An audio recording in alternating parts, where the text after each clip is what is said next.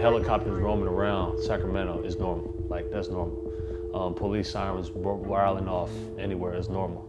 Like, so you just become accustomed to it. Like, you see some helicopters flying around, you're like, oh, it's another day in Sacramento. Like, that's about what it was. Growing up in South Sac, you say the one wrong thing, you know, A plus B equals C, you know what I mean? It's not always going to end up bright. You know, there was violence, you know, shootings down the street, death, that it wasn't something that we wanted our kids to grow up to. And we wanted better for them. In 2007, searching for a better life, we decided to move to Utah. Me and my wife started packing everything up in the U-Haul. Everybody's all excited. We went and said our final goodbyes to everybody. My wife went and visited some of her family. I went off and visited some of my family. And about 2 in the morning, before I was headed home, I stopped off at a little fast food restaurant right here. So right here, in that driveway, our car was blocked in. I'll pull over there. Me, my cousin Junior, and I think one of his friends. But we got food. As we're leaving this very intersection right here, 2 cars came and blocked us off right here. One of the guys came out and literally put a gun to my head, and they were actually looking for somebody. The description that they were looking for was, you know, a couple of guys in a burgundy SUV. At the time, we had a 2005 Denali XL, which was burgundy, and so they thought we were affiliated with those people. As the guy was walking away, I guess he wasn't convinced that we weren't a part of those guys, and then he shot me 5 times. I got hit in the head, in the neck, shoulder, forearm, and in the back.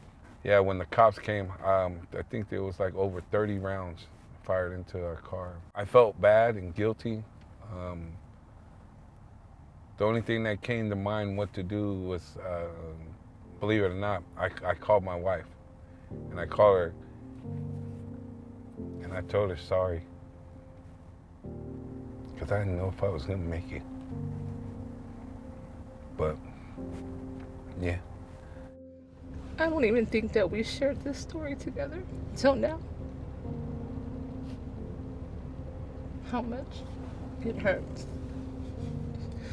But he had one arm up. The paramedics probably arrived a second before we got here. And I remember getting out the car, they wouldn't let me come to him.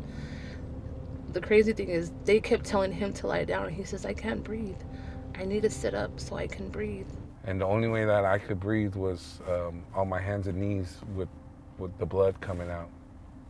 If I sat up, I would drown in my own blood.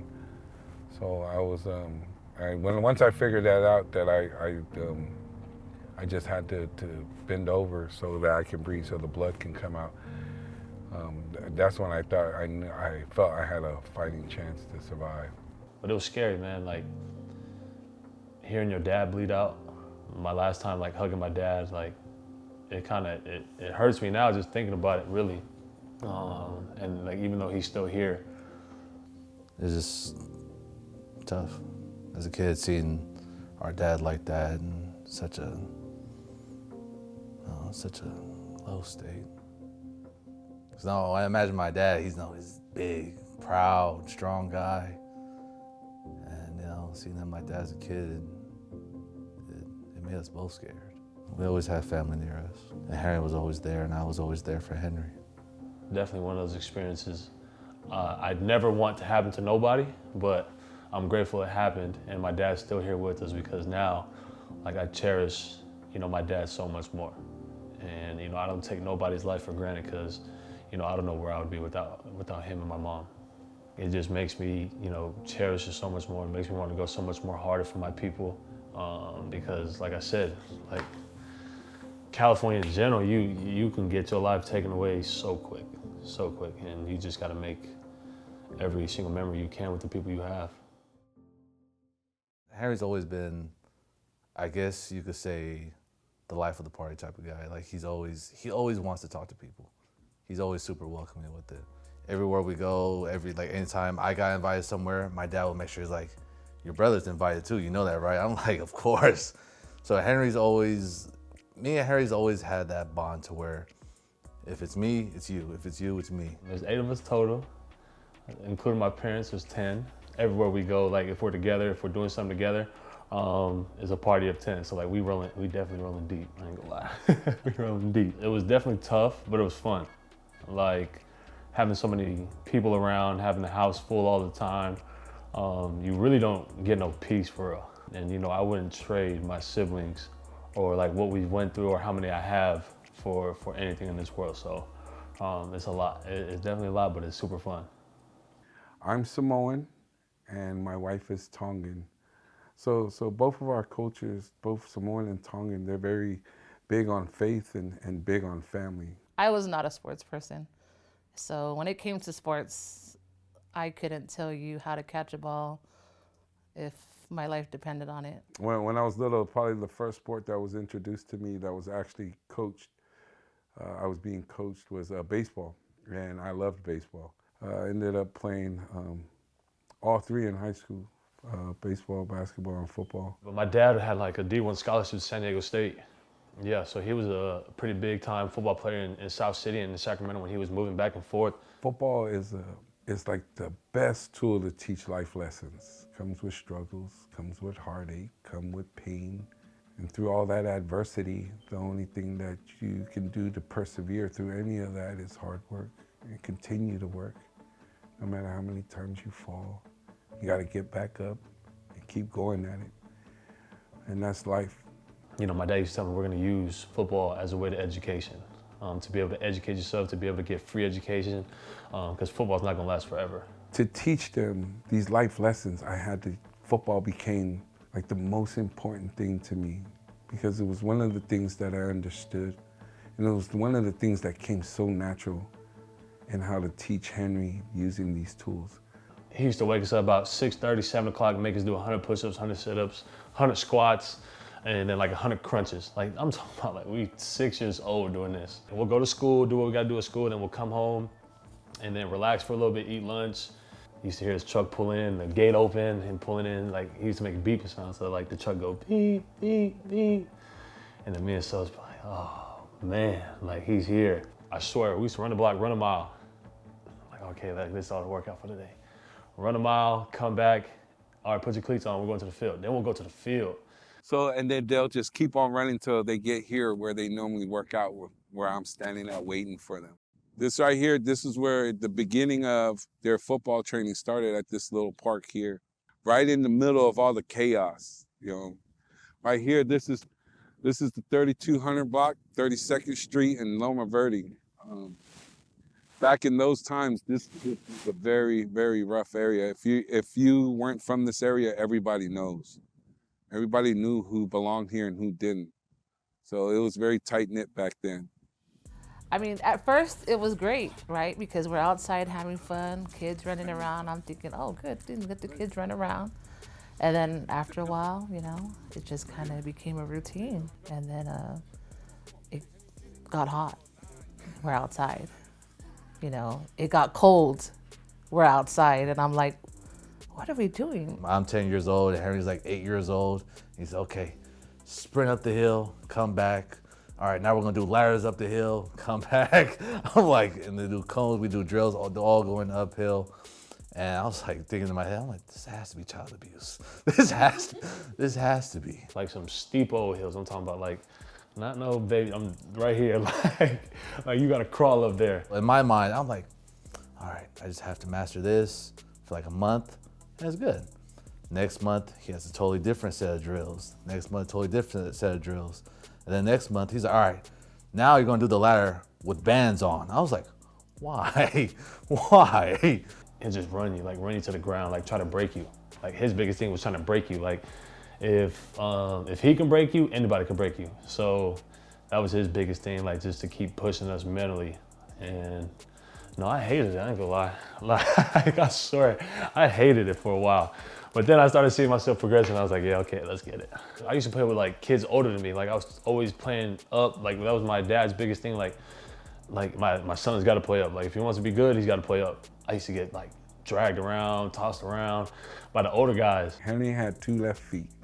Henry was 6 years old and he'll start moving his feet like this real fast in one area and then run. And I was like, what are you doing? It was just like, man, I hate this. Like, this is not for me. Like, football is not for me. I can't do it no more. I wanted to give up. Like, I got ran over about 3 times in practice. Like, so I wasn't always good at football. Like, I had to work my way up. I had to like train with my dad like crazy. About when I was like 12, 13, like I started picking it up. Like, I started getting faster. I started getting stronger out of nowhere. And I started running people over, like hitting people. Like, and I was like, yeah, okay, now I like this. Now I'm starting to do the hitting.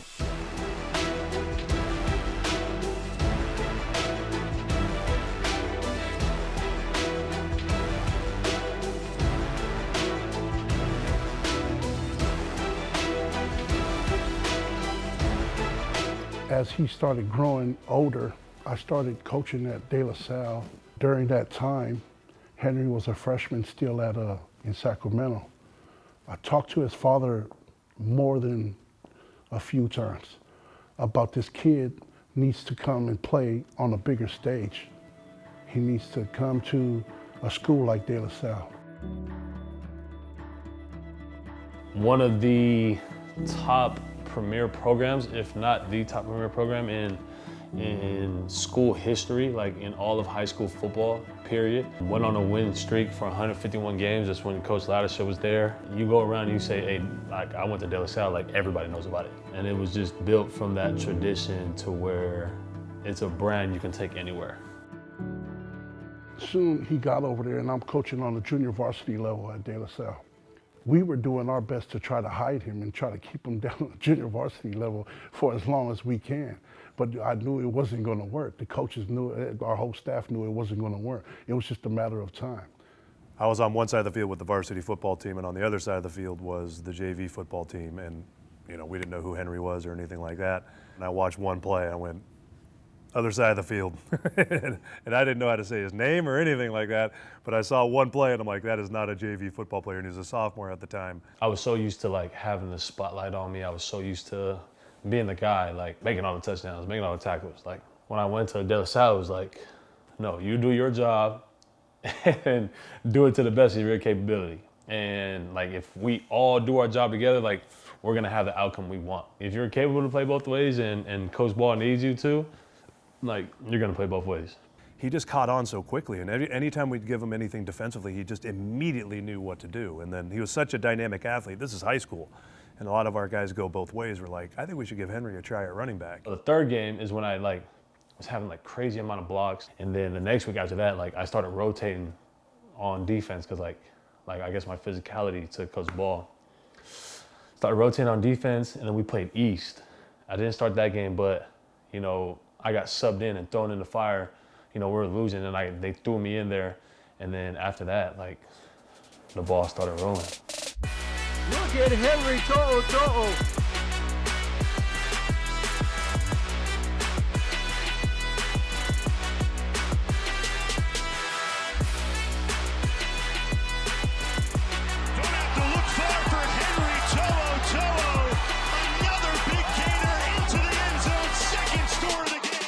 I remember we could win this, you know, we could win the state game. I think it was his senior year.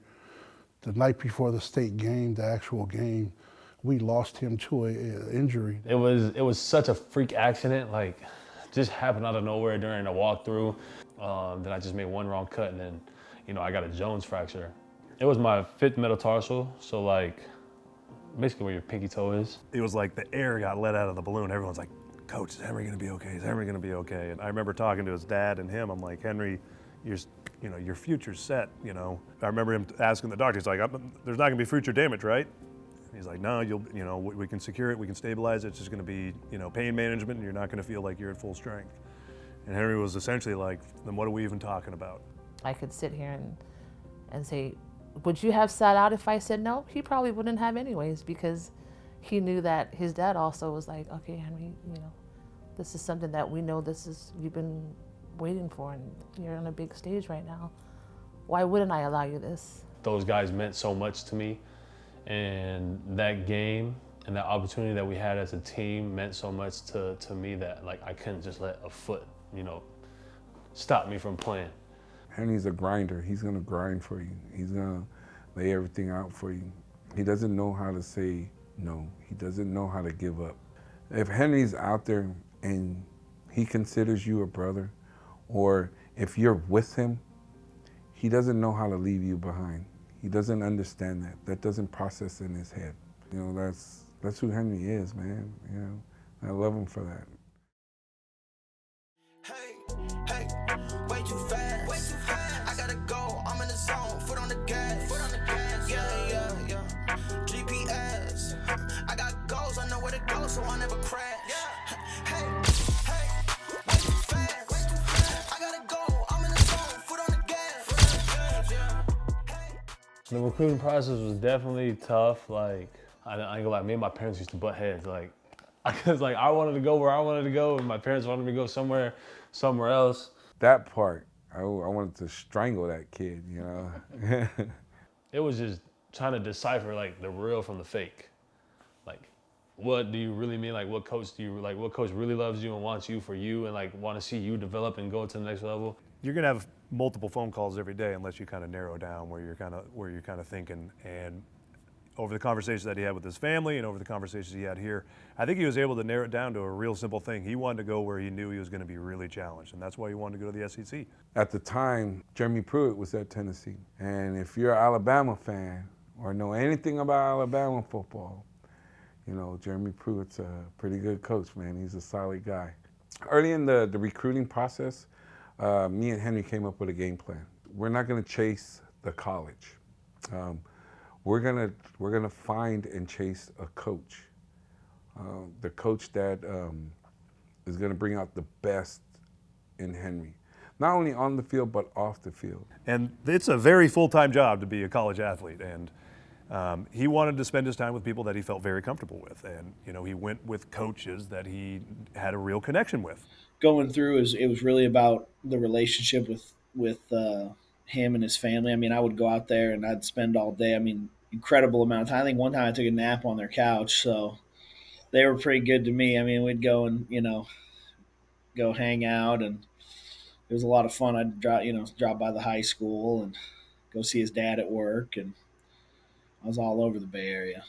I get a call from Coach Saban. I'm at work in San Francisco. And he was like, yes, hey, can you call Henry? I say, oh, okay, Coach, what's going on? Are you all right? He said, I'm actually here at De La Salle. And they're saying that Henry doesn't want to see me. And I didn't want to talk to nobody. I didn't want to talk to Tennessee. I didn't want to talk to Alabama, Oregon. I didn't want to talk. I was so tired. I was so done with it. We got this guy named Aliotti. He sees him, and like I told Aliotti, like, I don't want to meet with nobody. Like, whatever coaches come through, like, I do not want to meet with him. Like, do not pull me out of class. Do not, like, waste my lunchtime. Like, I want to kick it with the boys. And Coach Saban just talks sweet to Aliotti, like, oh, Henry has to come down. Like, one of my top guys. We need him. So I come down. I'm mad. I'm pissed. I'm hot. But he's just like, oh, Henry, like, are you hiding from me? I'm like, Coach, I promise I'm not hiding from you. I'm just tired. Like, I'm tired of this recruitment. This is like 3 weeks before the signing day. And he's just like, you know, we really want you, this and that. Then he like goes to my parents' house. I was there that day. I like went around. I found him on his way to class. I didn't ask to be brought to him or whatever. I went in the back door and found him on his way to class, so he couldn't avoid me. Coach Saban calls me back. So I met with Henry. I think I need to come over. When he came to the house, I was the one that answered the door. I was like, Coach Saban, it's an honor to meet you. He's like, I'm so sorry. He's like, where's your dad? Where's your brother? I was like, oh, yep, straight to business. My bad, I'm sorry. I'm sorry, Coach. So long story short, he was here for a while before Henry got home from school. And all in all, it was a good visit. In my opinion, Coach Saban would have at that moment in time would have did anything to get Henry. He even got to a point where like he would have slept over. Please understand that this decision for me and my family wasn't easy. But, you know, first and foremost, I'd like to thank our Heavenly Father for everything that he's done for us and for the blessings that he's continuously blessed upon our lives. Signing day was fun. There's never time to relax, but you can breathe for a little bit, like be happy on how far you came. Like you're a high schooler with no offers, and now you're on ESPN, like choosing a school. So like, it was definitely a proud moment for my family. Like my whole family packed out the stands. It was deep. He actually told me the day before when he was gonna like what team he was gonna choose. So he told me Tennessee. And then the day of, everyone thought he was going to Alabama. Everyone thought he was going to Washington. But in my head, I was like laughing. I was like, he's not going to none of those schools. On our counter in our kitchen, it laid 2 hats. One was Alabama and one was Tennessee. When I came to the kitchen as I was leaving, both hats were gone. And so when he revealed at the time, yeah, I truly and honestly did not know who he was going to pick. I'd like to thank my dad for being there for me since day one. He's been my mentor and my best friend. I'd like to thank my mom for always loving and caring for me. I love you, Mom. I'll always be your baby. But without further ado, for the next 4 years, I'll be furthering my education and athletic career.